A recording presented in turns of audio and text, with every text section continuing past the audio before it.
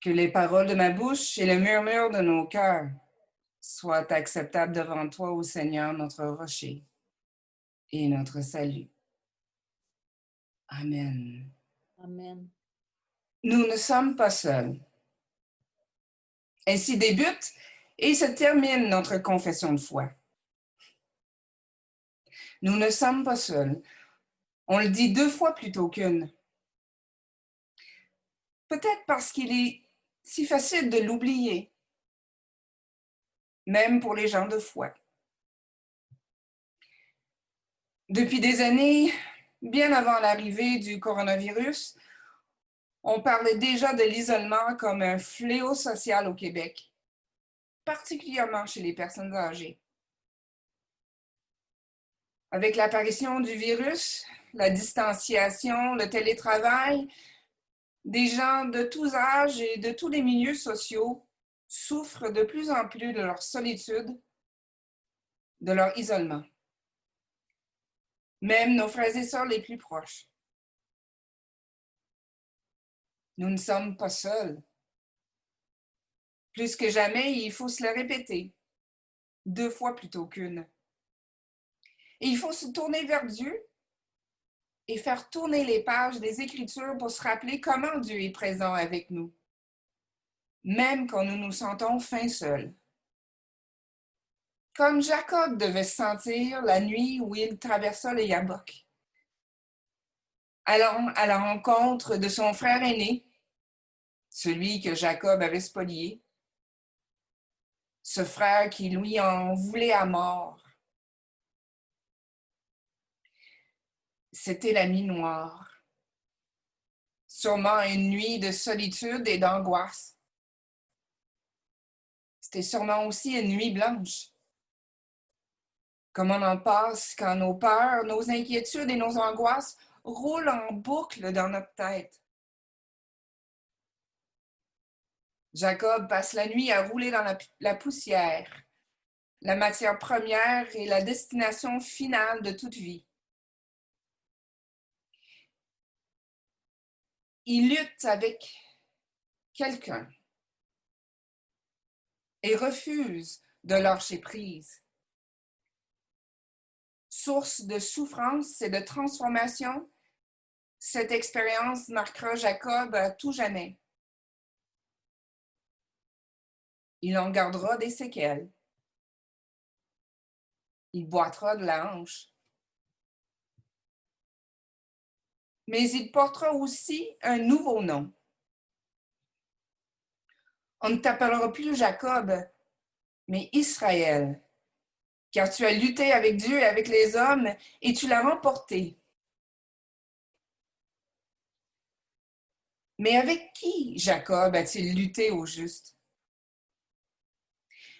N'est-il pas vrai que dans la noirceur, il nous est difficile de distinguer la présence de Dieu et l'activité de Dieu? Et si ce n'était pas un ange ou Dieu, mais l'un de ses propres démons? Jacob va en avoir le cœur net. De grâce, indique-moi ton nom, dit-il. Mais nommer quelqu'un, c'est exercer un pouvoir sur lui. L'adversaire ou le partenaire de lutte de Jacob n'obtempère pas, mais répond par une bénédiction. Ce que Jacob cherche depuis toujours lui est accordé. Là, au terme de la nuit, au terme de sa lutte.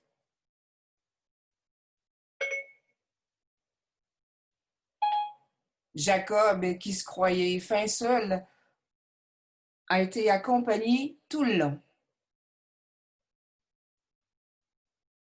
Où est Dieu au creux de notre nuit? Qu'on le reconnaisse ou pas, Dieu est éternellement à nos côtés. Où que nous soyons, Dieu est celui qui nous tient compagnie. Du latin cum panis, qui veut dire avec pain. Dieu est celui avec qui on partage le pain. Sur tous nos chemins, chemins de joie ou de tristesse, chemins de triomphe ou d'échec, chemins de solitude ou de solidarité. Dieu est notre compagnon de route. Nous ne sommes jamais seuls. Tous nos chemins lui sont familiers. Nous n'avons qu'à nous tourner vers Jésus pour le voir. Ce matin, Jésus marche dans le deuil. Il vient d'apprendre la décapitation de Jean-Baptiste. À cette nouvelle, Jésus se retira de là, dans une barque, à l'écart dans un lieu désert. Jésus sait ce que c'est avoir besoin de recul, de repos. Il sait ce que c'est avoir besoin de se retirer un certain temps pour encaisser le choc, pour vivre une grosse peine.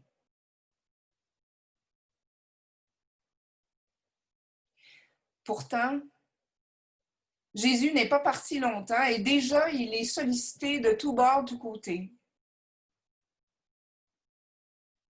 Jésus se tient au milieu de la foule, au cœur de la souffrance humaine. Et il est pris de pitié. Il est littéralement remué aux entrailles, pris aux tripes, les sièges des émotions, de l'amour et de la compassion. Jésus est ému de compassion. Compassion. Ça veut dire avec passion. Souffrir avec. Même avant la croix, Jésus souffre avec les gens qui le suivent. Il porte jusque dans ses tripes leurs douleurs, leurs doutes, leurs angoisses, leurs luttes, pour que ses disciples de tous les temps et en tout lieu communient à sa vie. L'évangile de ce matin nous renvoie à la scène. Jésus lève les yeux au ciel, prononce la bénédiction sur le pain, le partage et le donne. C'est ainsi qu'il va donner sa vie pour nous, pour que plus rien ne nous sépare de Dieu, même pas la mort. Nous ne sommes jamais seuls. Où que la route nous mène, Jésus nous offre la nourriture dont nous avons besoin pour aller un petit peu plus loin, pas à pas. Jésus nous donne du pain, symbole de nos besoins physiques et matériels de base, comme dans Donne-nous aujourd'hui notre pain de ce jour. Et il y a aussi du poisson, symbole de la foi et de l'espérance chrétienne. Aux foules qui se rassemblent autour de lui, Jésus donne de quoi se nourrir le corps, l'âme et l'esprit. Ce qu'il faut pour avoir la force et le courage d'avancer à sa suite et de vivre selon son exemple. Compagnie, compassion, communion. Cela pourrait être notre énoncé de mission. Ainsi, ce matin, Jésus nous dit à nous aussi, donnez-leur vous-même à manger. Il ne faut pas, me semble-t-il, entendre ces mots sur un ton d'indifférence du style « achalez-moi avec ça ». Jésus sait ce que nous avons et ce dont nous sommes capables. Ce matin, j'entends Jésus essayer de responsabiliser ses disciples et aussi à augmenter notre confiance en nous-mêmes, à faire de nous de vrais partenaires. Jésus multiplie ce qu'on a à lui offrir. Ce matin, Jésus nous dit en quelque sorte, allez-y, donnez-leur vous-même à manger. Vous avez déjà tout ce qu'il vous faut pour faire toute la différence dans la vie des gens autour de vous, pour répondre aux besoins les plus pressants de vos frères et sœurs, pour être une bénédiction pour les autres selon la promesse que Dieu a faite à Jacob, notre ancêtre dans la foi.